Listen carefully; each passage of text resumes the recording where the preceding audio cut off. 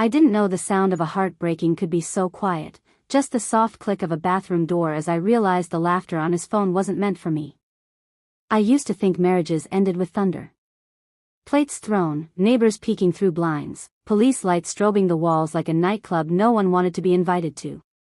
Ours ended the way a candle dies, one shiver, one sigh, and then a darkness that felt almost polite. It took me longer than I like to admit to reach for the matches. The night I knew, really knew, he wasn't mine anymore, it was raining.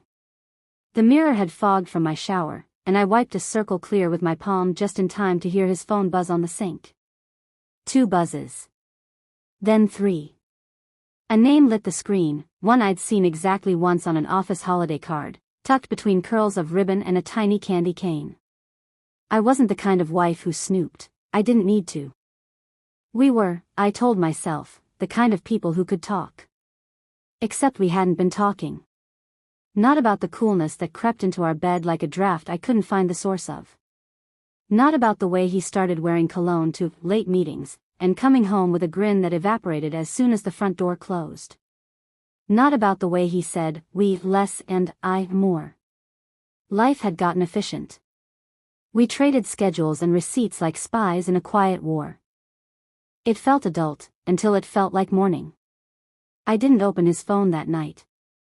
I set it down, face first, like a shell I didn't want to hold to my ear. Instead I listened. The water ran, he hummed. I stared at my own reflection and tried to find the woman I had been before I learned to keep score. She looked back at me like she was waiting for me to remember a rule I'd taught other people 100 times. You're allowed to leave the room that hurts you. He got out of the shower, tousled his hair, kissed my cheek with a mouth that tasted like peppermint. You good? He asked, casual, the way you ask a coworker you barely know. I said, I'm fine, because it was easier than teaching him all the new meanings of no. The proof came the next afternoon like a package on the doorstep I hadn't ordered.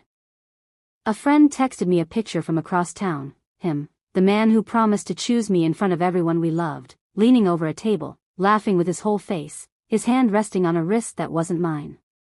The photo was beautiful. It looked like a life I could have wanted, if the woman in it had been me. I did not rage.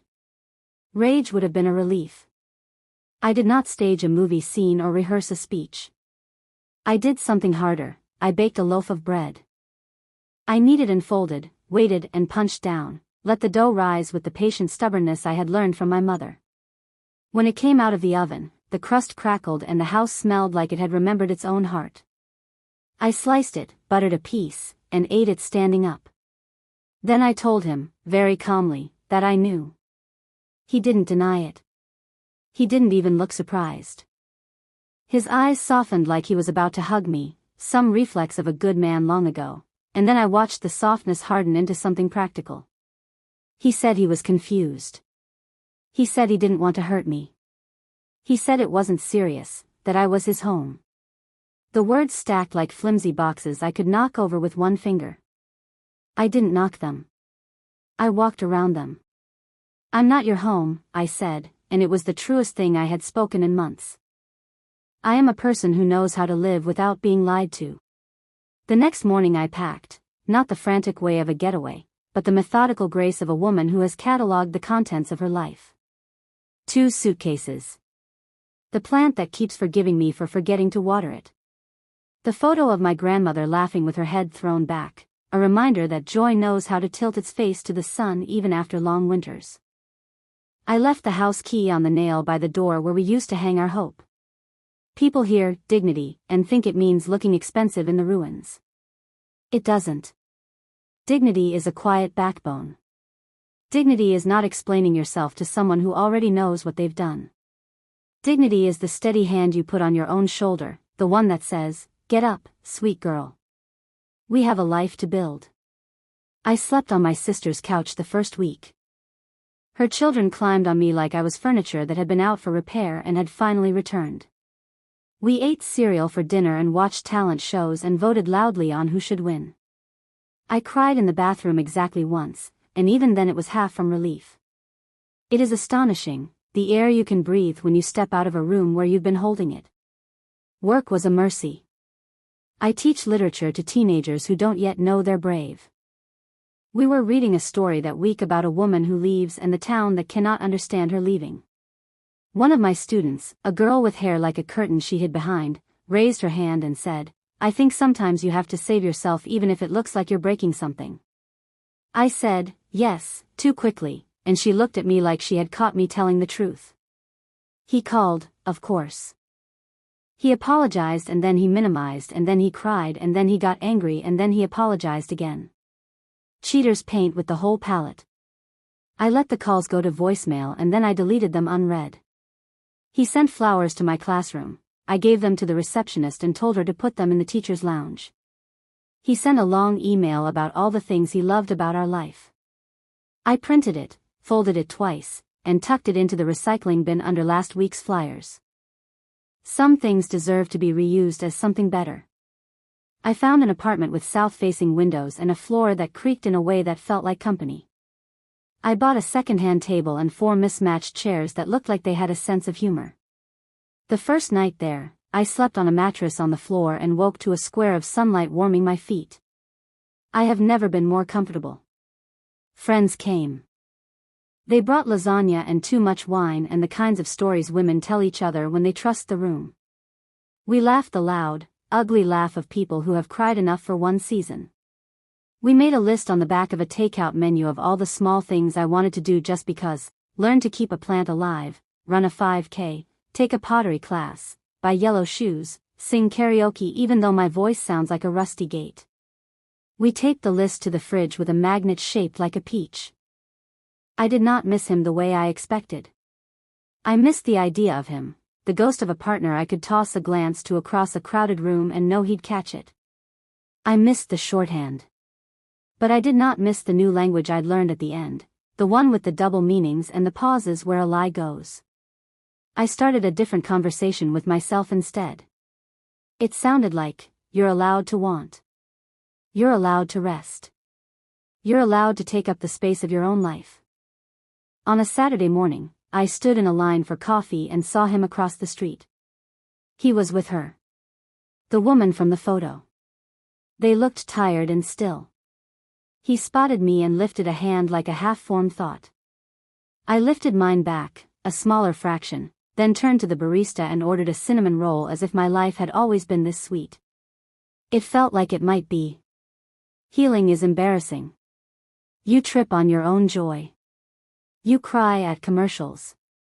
You buy a teal lamp and decide it's terrible and then decide it's perfect and then realize the point is that you chose it.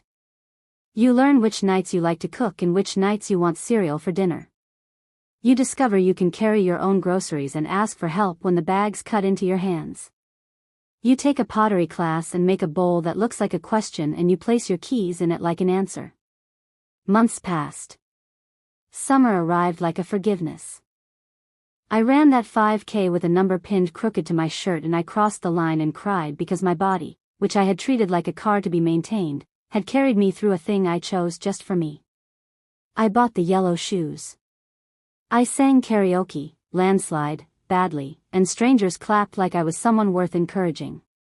I decided that maybe I was. One evening, I sat on my fire escape with a book and a glass of cold white wine and watched the neighborhood do its evening choreography, a couple arguing softly in Spanish, a girl on roller skates practicing stopping without fear, an old man watering a tomato plant as if it were a pet. My phone buzzed. A number I didn't have saved. I ignored it. A minute later, a text: "I'm outside your building. Can we talk?" I went downstairs. He stood there with a bouquet of lilies and a look I recognized from years ago, the face of a man who has realized the cost is due. He said he'd made a mistake. He said he missed me. He said we were a team. He said the phrases people say when they have finally become a little afraid of their own reflection. I thanked him for the apology. I told him I hoped he would be kind to his future self. I told him I forgave him because forgiveness is a gift you give yourself so you don't have to carry the story like a stone.